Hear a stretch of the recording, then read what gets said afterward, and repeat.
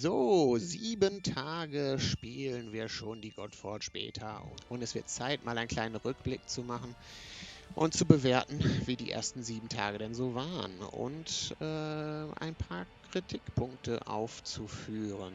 Denn so ganz reibungslos war es in diesen 7 Tagen jetzt nicht. Yui, yui, yui, yui. Yui! Die ersten 7 Tage in Godforge in der Beta gingen ein bisschen holprig los. Ja, ich bin ins Spiel reingekommen und war sofort gehuckt. Der Anfang ist wirklich schön. Alles, die Helden sehen großartig aus, die Kampagne war toll.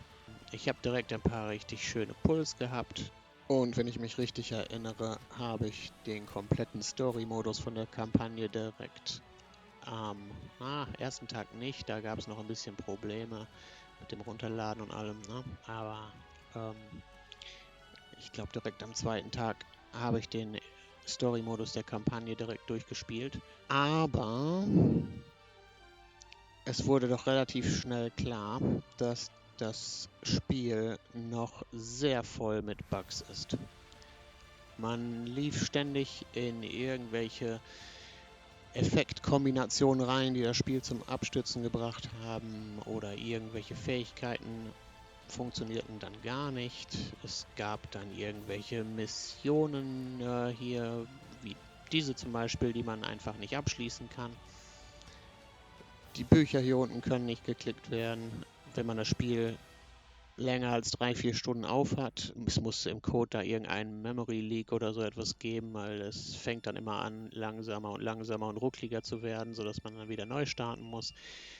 Also wenn ich bedenke, dass vor einigen Monaten noch die Diskussion war, ob wir jetzt in Early Access gehen oder noch eine Beta vorher kriegen, dann bin ich heilfroh, dass sie sich für die Beta entschieden haben, denn in diesem Zustand mit so vielen Bugs wäre das als Early Access schon Gefahr gelaufen, direkt zu floppen. Und das wäre schade, denn es gibt einiges an diesem Spiel, was auch richtig, richtig gut ist. Ich glaube, was mir am meisten gefallen hat, ist einfach die Komplexität, die so ein Hero-Bild hat. Also, man hat einmal den Helden, den man aufwerten kann. Ne? Man hat die Fähigkeiten, die man hier jeweils nochmal leveln kann. Man hat die Ascendancy, wo man mit Ascendancy Materials die aufwerten kann, passiv freischalten kann, Attunement von Equipment freischalten kann. Dann gibt es noch das Awakening. Bei Legendaries kam das jetzt nicht so zum Zuge, aber zum Beispiel hier bei meiner Hippolyta, die habe ich vollkommen awakened bekommen, wodurch dann nochmal hier am Ende die Fähigkeit nochmal ein dickes Awakening Upgrade bekommt. Dann beim Gear, es gibt schon so viele Sets und ich mag das auch, dass man die Sets, dass man auswählen kann. Bei dem Schreinset zum Beispiel, wie weit man mit dem Bonus gehen möchte, ob man jetzt nur 2 Teile auswählt oder 4 Teile ausrüstet und noch einen besseren Effekt kriegt oder 6 Teile ausrüstet und dann nochmal einen neuen Effekt dazu kriegt. Natürlich gibt es auch die Kampagnen-Sets, die haben nur ein 2 Teile Bonus, aber allein schon die Auswahl, welche Teile man nimmt, dann auch die Waffen, die man in dem Waffendungeon erfarmen kann, mit zahlreichen verschiedenen Optionen für alle verschiedenen Charaktertypen irgendwas Tolles. Und natürlich das Imprint-System, wodurch man das Passiv eines anderen Helden ja auf die Waffe schmieden kann, um dann einen Helden mit 2 Passivs zu haben. Da gibt es so viele Optionen, wie man seinen Helden baut. Dieser Tiefgang hat für mich auf jeden Fall, war einer der interessantesten Teile. Dieses Theory-Crafting und Rumrätseln, was brauche ich jetzt wo, um irgendwie weiterzukommen und wie mache ich die jetzt stärker. Ich fand auch gut, dass tatsächlich Rare-Helden und epische Helden auch, glaube ich, im Late-Game noch einen Platz haben können. so Helden wie diese Hippolyta, die kann locker mit einem epischen, wahrscheinlich sogar mit manchen Legendary Tanks mithalten und ist halt im Gegensatz zu den höheren Seltenheitsgraden wesentlich einfacher zu bauen. Also so die Essenz, die Materialien, die man hier, als weil ich es gemacht habe, steht es jetzt natürlich jetzt nicht mehr da, wie viel es gekostet hat, aber es ist wesentlich günstiger und wesentlich schneller erfarmt, um so eine Rare-Einheit hier voll zu aszendieren. Und auch die Aufwertungen der Fähigkeiten hier. Also man kriegt durch die Rifts eigentlich immer nur diese Pages of Knowledge und kann die Stufen hier aufwerten zu denen für die Rares, dann zu den epischen Büchern, dann zu den Legendary Büchern.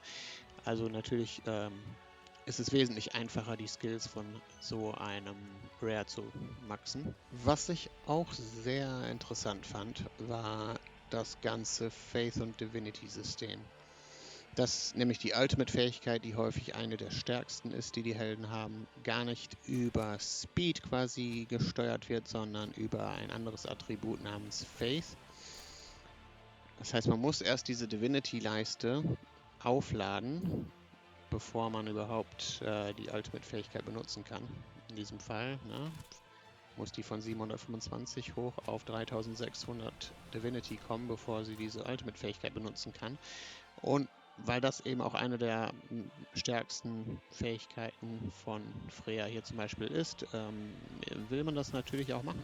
Das bringt natürlich sehr viel mehr Tiefe in den Teambau und auch bei den Bossen und Gegnern hat man jetzt auch nicht mehr nur daran zu denken, oh, ich muss Turnmeter unten halten oder so, damit der langsamer seinen Zug bekommt, sondern man muss auch noch sich um die Divinity-Leiste kümmern, weil sonst kommt er irgendwann an den Zug und haut einem Ultimate und Core-Fähigkeit um die Ohren, was man eventuell gar nicht aushält mit dem Team. Insgesamt gibt das den Kämpfen nochmal eine Komplexitätsstufe mehr. Was für mich, dem sowas gefällt, ist das natürlich großartig.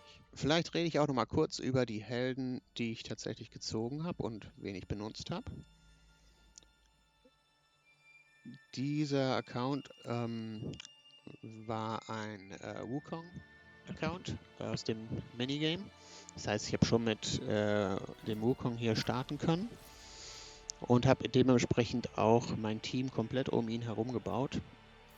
Der hat nämlich diese wunderbare Fähigkeit, dass jedes Mal, wenn ein Verbündeter angreift, hat er eine 50% Chance, einfach mitzukommen und mit anzugreifen. Was quasi dazu geführt hat, dass ich ein Team gebaut habe, in dem ich Wukong als Damage Dealer gebaut habe und den Rest des Teams einfach möglichst schnell gemacht habe und nochmal Protection und Kontrolle eingebaut. Die anderen Legendaries hier, Freya war mein erster Guaranteed Pull. Die habe ich aber jetzt auch erst gestern überhaupt erst ausgebaut, weil ich tatsächlich erstmal dachte, ich komme mit den Rares und Epics erstmal zurecht und hier die auf 5 lila Sterne zu ascenden, das wäre in den ersten Tagen auch sehr schwer geworden oder hätte sehr lange gedauert, weil ich da noch lange noch nicht so weit in den Dungeons war, um die großen Essenzen zu farmen. Apollo habe ich noch irgendwann zwischendurch gezogen, den habe ich mal ausprobiert ein bisschen, aber der passte jetzt nicht so richtig in mein Team rein und hat jetzt nichts wirklich geboten, was ich gebraucht hätte. Wen ich von Anfang an dabei hatte, war die Hippolyta. Sie ist meiner Meinung nach auch immer noch eine der absolut besten Tanks, die man früh bauen kann. Ich habe sie auch in meinem Video über die besten Rares behandelt, deswegen gehe ich jetzt nicht zu sehr auf ihr Kit ein. Aber dadurch, dass man sie halt in dem Olymp-Kampagnen erfarmen kann aus der Campaign als Drop, ist das halt ein Tank, auf den jeder theoretisch Zugriff hat, wenn er ihn erfahren möchte. Und sie ist auch halt wirklich, wirklich gut. Dann hatte ich das Glück auf ein paar epische Eternal Pulls, nämlich einmal Devana. Die habe ich einfach so schnell und mit genug Accuracy gebaut, wie ich konnte.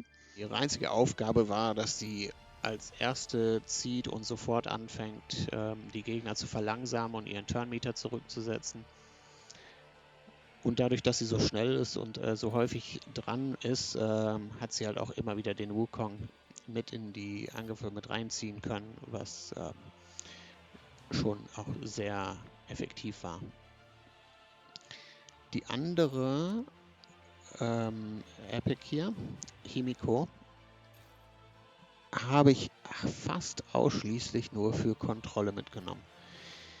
Und zwar hat sie nämlich ein Ultimate, was mit 80% Chance ein Confuse setzt. Und das war jetzt gerade im Adventure-Mode der Kampagne echt unverzichtbar, dass man ein bisschen Disable-Effekte dabei hatte. Jetzt fragt ihr euch, was macht man denn dann in der ersten Wave, wenn das Ultimate noch nicht da ist? Ja, das musste man halt manchmal ein bisschen tricksen. Und das habe ich in diesem Fall mit dem Tremor-Set gemacht. Das Tremor-Set hier nämlich, wenn man 4 Teile davon anlegt, gibt einem die schöne Chance von 20% einen Stun auf die Gegner zu wirken. Das heißt, in manchen der wirklich schweren Level in der Adventure-Kampagne habe ich einfach darauf gehofft, dass ich mit meinem Core AOE 1 oder 2 von diesen Stuns treffe. Und die anderen greifen dann an und laufen dann hier in die Ward von der Hippolyta. Und dann hat man hoffentlich, bevor die Gegner ein zweites Mal dran sind, hat man dann hoffentlich die Himiko schon so weit mit ihrer Divinity hoch, dass sie dann mit ihrem Ultimate alles auf alles einen Confuse schmeißen kann. Und dann kam man schon, durch viele der härteren Level ganz gut durch. Wen ich tatsächlich noch die ganze Zeit ziehen wollte und leider nicht gezogen habe, wäre tatsächlich die Jiu Tian gewesen. Die fand ich sah furchtbar interessant aus mit ihrem Passiv. Nämlich, wenn sie Vanish bekommt, dann pusht sie den Turnmeter von allen befreundeten Helden um 10% und verringert das der Gegner um 10%. Da hatte ich gehofft, dass man das eventuell mit dem Spectre-Set kombinieren könnte. Das 4-Teile-Set vom Spectre-Set gibt nämlich direkt am Anfang jeder Wave Vanish. Und die Hoffnung wäre gewesen, dass das auch zusammen funktioniert. Dass man quasi die Wave beginnt, sie kriegt durch das Ausrüstungsset Vanish und macht sofort diesen 10% Push und 10% runter. Das wäre schon sehr schön gewesen. Stand auf jeden Fall auf meiner Wunschliste ziemlich weit oben. Kommen wir mal zu ein paar Kritikpunkten. Und wir fangen mal an mit den nicht ganz so großen Sachen. Und Sachen, die wahrscheinlich auch noch in der Mache sind. Nämlich Quality of Life Features, die mir fehlen. Zum einen, wenn ich im Dungeon ein Multirun mache, das ist ja auch wunderbar schön. Ne? Multibattle ist auch richtig gut, dass es das gibt. Gut, dass es nicht durch irgendeine Ressource begrenzt ist. Das ist wunderbar. Ich kann hier meine Rifts machen. Ich kann sagen, wie viele ich machen will. Und dann starte ich den Multibattle. Komme dann irgendwann nach einer halben Stunde wieder an meinen PC. Und ich habe absolut keine Ahnung, was ich in der Zeit bekommen habe. Es gibt keinen Zusammenfassungsscreen, der mir zeigt, welche Items gedroppt sind. Am besten auch noch so, dass ich sie direkt aus der Übersicht, die ich am Ende bekomme, auch da direkt verkaufen kann, wenn ich die nicht haben möchte. Das wäre wunderbar. Weil aktuell kriegt man irgendwelche Drops, man weiß gar nicht, was es war. Man kann dann höchstens irgendwie hier raus und in die Bag und gucken, ob man irgendwie ein Stück sieht, was einem neu vorkommt. So etwas. Eine Zusammenfassung am Ende von so einem Multibattle wäre schon wirklich gut. Dazu kommt dann Multibattle in der Kampagne. Auch wunderbar und schön, dass es das gibt. Aber das muss meiner Meinung nach entweder schneller gehen oder man muss irgendwie, ich weiß nicht, ob man mehr Erfahrung kriegen sollte oder was, aber ich weiß nicht, wenn man seinen ersten 6-Sterne-Helden erfahren möchte, dann läuft man so eine Stage 10 hier ungelogen wahrscheinlich um die 200 Mal oder so.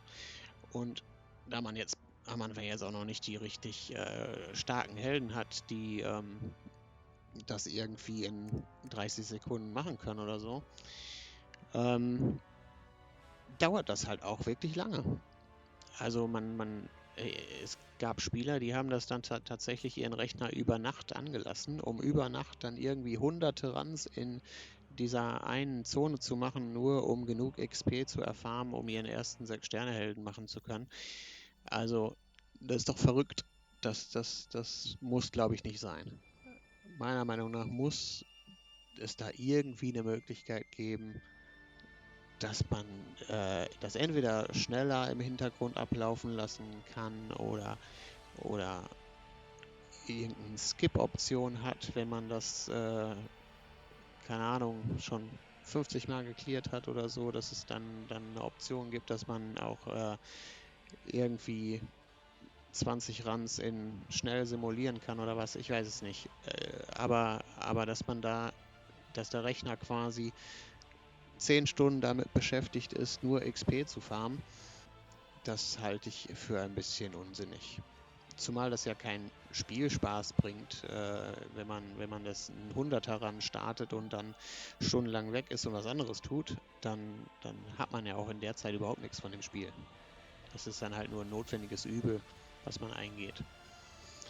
Beim Aufwerten dann selber, das haben wahrscheinlich auch schon viele als Feedback gegeben, aber ich sage es auch nochmal, weil das wirklich, also es muss irgendeine Möglichkeit geben, dass ich den irgendwie auf 4 oder 5 Sterne hier bringen kann, ohne dass ich zuerst die ganzen 4 Sterne machen muss manuell und davor die ganzen 3 Sterne manuell machen muss und davor die ganzen 2 Sterne Helden manuell machen muss. Also wenn ich ja die Helden und die XP und das Gold und alles dafür habe, dann müsste ich doch hier, der müsste das selber ausrechnen können, was er mir dafür abziehen und berechnen will.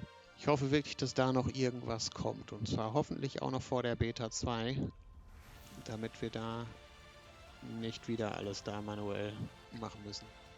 Mein zweiter großer Kritikpunkt hat mit dem Faith Divinity System zu tun. Ich meinte vorhin schon, ich komme nochmal darauf zurück, es hat nämlich auch meiner Meinung nach ein Problem. Und zwar viele der mächtigsten Fähigkeiten, die einen zum Überleben in einer Wave helfen würden, zum Beispiel hier so ein großer 80% AOE Disable oder wenn man zum Beispiel auf einem anderen Account hatte ich Svarog, der hat ein riesengroßes, mächtiges Schild mit Verteidigung 2 und Resistenz 2 Buffs und es ist großartig zum Überleben, aber es ist auf dem Ultimate. Und das Problem ist, wir sind dann wieder beim Speedmeter, weil diese Ultimates, die kriegen wir nicht in der ersten Runde gecastet, bevor der Gegner am Zug ist. Das heißt, das Einzige, worauf wir uns in der allerersten Wave verlassen können, ist quasi unser Core oder unser Basic. Ne? Aber meistens, die meisten Helden benutzen ihren Core ganz am Anfang. Und das heißt, wir bauen wieder alle auf Speed, weil wir in der ersten Runde überleben müssen. Der Schaden in den höheren Waves ist so ausgelegt, dass wenn der Gegner 2, 3 AOEs hintereinander casten darf, ungestört, dann stirbt man eigentlich schon. Oder zumindest sterben dann die Damage-Dealer und damit kann man die Wave eigentlich schon fast aufgeben, wenn man keinen Reviver hat, der die alle wieder aufhebt. Das heißt, ich denke, meine Lösung dafür wäre, es muss möglich sein, dass man einen Helden so bauen kann, dass er sein Ultimate in der ersten Runde vor den Gegnern noch benutzen kann. Das muss auch nicht einfach sein, das zu erreichen. Also wenn man das möchte, wenn man den Helden so bauen möchte, dann müsste man halt schon sagen, ja, dann musst du viel Faith bauen, dann musst du ein Art of War zum Beispiel hier noch ausrüsten, der nochmal Divinity bei Wave Start gibt. Dann muss man eventuell auch, ja, die haben beim Ascension am Ende meistens noch so Initial Divinity, was nochmal dazu kommt. Aber wenn ich all das mache, sollte es meiner Meinung nach möglich sein, dass man in der ersten Runde so viel Divinity generieren kann, dass man sein Ultimate noch benutzen kann, bevor der Gegner das erste Mal am Zug war.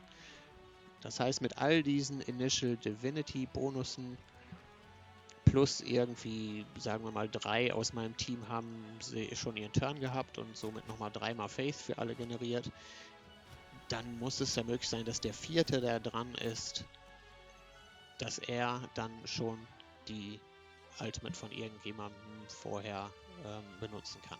Das wäre jetzt mein Vorschlag, das zu lösen, weil wenn das nicht der Fall ist, dann ist man quasi in so einem Szenario, wo alle Ultimates eigentlich erst ab der zweiten oder dritten Turnfolge funktionieren. Und damit sind die halt für die letzten 80% des Kampfes sind die schön relevant. Und klar, dann kann man anfangen, die Gegner zu disablen und fette Schilde zu setzen und alles.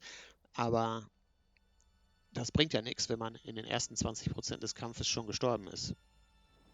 Weil eben die Möglichkeiten nicht da waren. Oder man muss das dann immer mit irgendwelchen, den Tremor-Set-Tricks oder sowas, oder einer Skadi, die auf dem Core noch irgendwie einen Freeze hat, mit solchen Helden überbrücken. Und ich glaube, das kann nicht der Sinn der Geschichte sein. Also meiner Meinung nach sollte man einen Helden so bauen können, dass er sein Ultimate auch zu Beginn des Kampfes nutzen kann. Indem man andere Stats dafür opfert zum Beispiel. Ne? Also, aber vielleicht ist auch so eine Idee, dass die Initial Divinity, die man hier hat, dass dieser Wert hier auch abhängig ist von Faith. Also wenn ich einen Helden dann auf 300 Faith baue, dass ich dann hier schon einen viel höheren Start-Divinity-Wert habe. Vielleicht sowas in der Richtung. So, aber trotz aller Kritik, das Spiel macht Spaß. Und es ist gut, dass sie sich jetzt das Feedback holen. Und ich hoffe auch, dass wir sehen, dass da was von umgesetzt wird. Ne? Also wir haben jetzt noch die Chance, das Spiel in die richtige Richtung zu lenken und genau zu sagen, was uns gefällt und wo nachgebessert werden muss. Und bis wir dann in der Beta 2 und nachher beim Early Access sind wir, glaube ich, schon auf einem guten Weg, ein richtig gutes Spiel auf die Beine zu stellen. Wichtig ist jetzt, dass das Feedback ernst genommen wird, dass wir sehen, dass darauf reagiert wird, was die Leute stört. Und da bin ich sicher, dass wir in der Beta 2 bestimmt schon einige Verbesserungen sehen werden und bis zum Early Access haben wir hoffentlich ein großartiges Spiel. Danke fürs Zuhören und bis zum nächsten Mal.